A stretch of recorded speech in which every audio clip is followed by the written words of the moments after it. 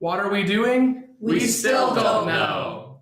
I'm Cail. Karenna, Levin. Jesse Price. And I'm Will Parker. Our project was the solar still.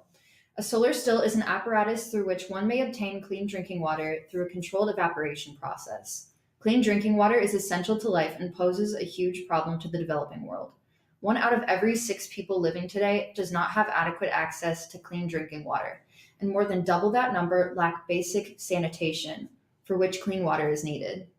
To find a solution to this problem, we began by looking at the engineering design cycle. We researched to understand the purpose and social impact of the solar still, and then we used the steps to create our design which we felt best addressed the requirements of the project. The first step was already completed for us because we were assigned our problem and constraints. We had to make a solar still that took dirty lake water and turned it into clean, drinkable water by passively using solar power. Our design could be no more than 18 inches in any direction and weigh no more than 25 pounds.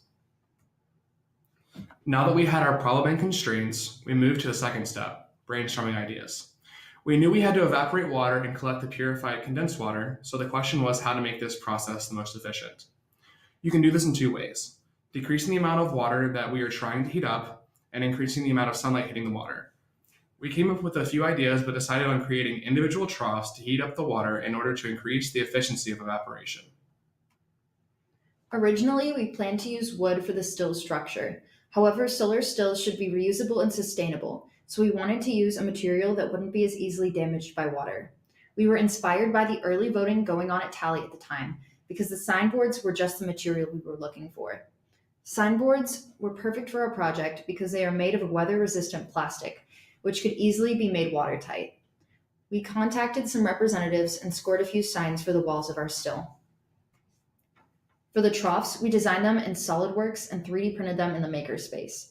We then assembled a PVC frame that was used for the structure and water collection, including the signboard walls and the 3D printed troughs.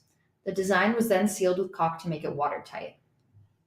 At FEDD, we ranked around the middle of the group of competitors. The solar still was a brand new event this year, and as with anything new, there were a few kinks that made the competition a bit difficult.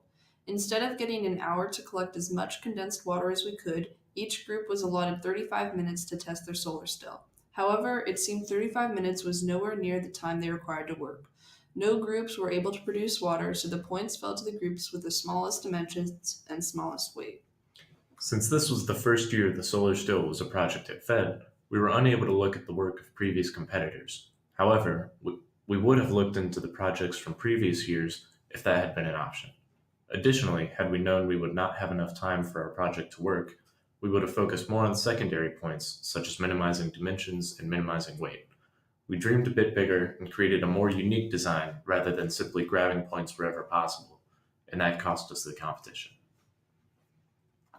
Our advice to next year's FED participants is to look at pictures from previous FED years, especially those of designs from your assigned event.